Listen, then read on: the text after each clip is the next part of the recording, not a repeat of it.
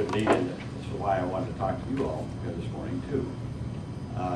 And that has to do a lot with methamphetamine and substance abuse and what's happening here.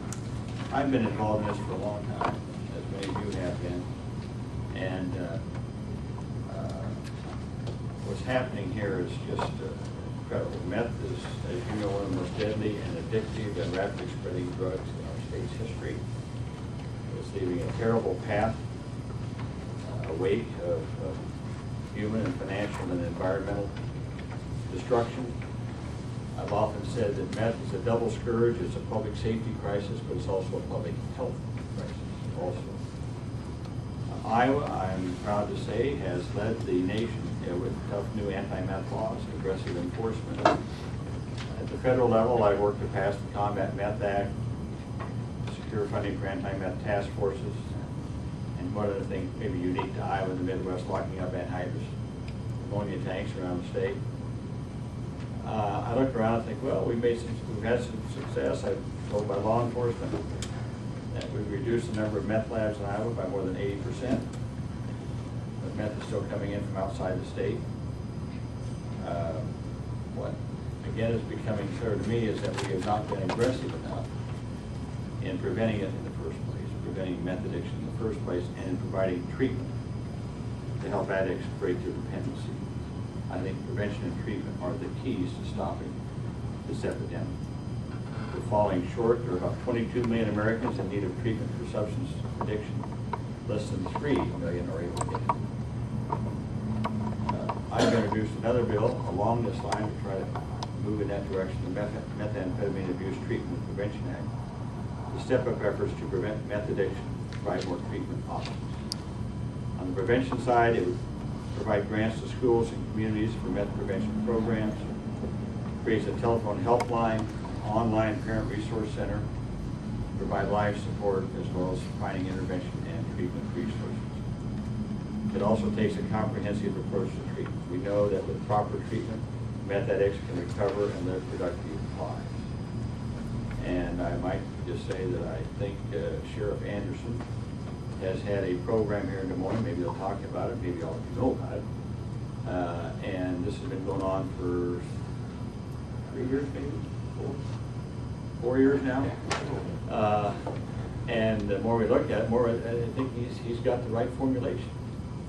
That you can take these meth addicts and with proper treatment and supervision, you can really cut the recidivism rate to just, well, I don't know if nothing, but very low anyway. In fact, so he has done that here, and I'd like to have him talk about that. That's sort of what got me thinking about this. When we looked at his program, what he was doing here, and the cost a little bit more. But boy, is it saving a lot of recidivism rates. And meth, as you know, if you don't give people treatment for a longer period of time, you can't do it in 1 month. And that's basically what's been happening. Put them away for 1 month, and then they're back on the street. They haven't taken the habit, and they're back on it again.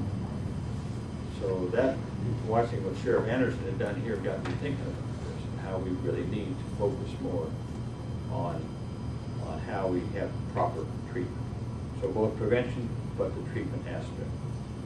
So, you know, again, every dollar we spend on treatment, again, these are figures, I don't know who came up with them, but I got these figures. Every dollar we have shown spent on treatment is saving about $7 compared to areas and other places where we don't have treatment.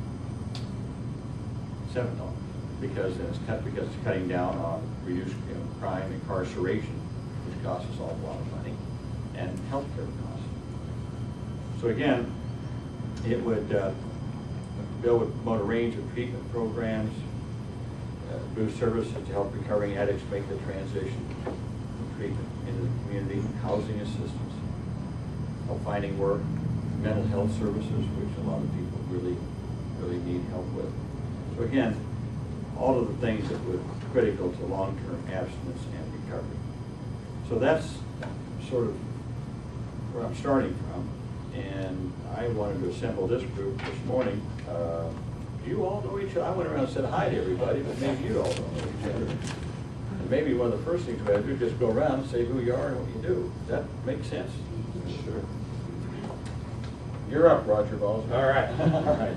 I'm Roger Ballsley. I'm on the CFR board and a old school teacher and retired. And my son is in the program at CFR. He's been in the program for about 13 months, and he's been free of meth for 13 months, and we're just delighted. That's brilliant.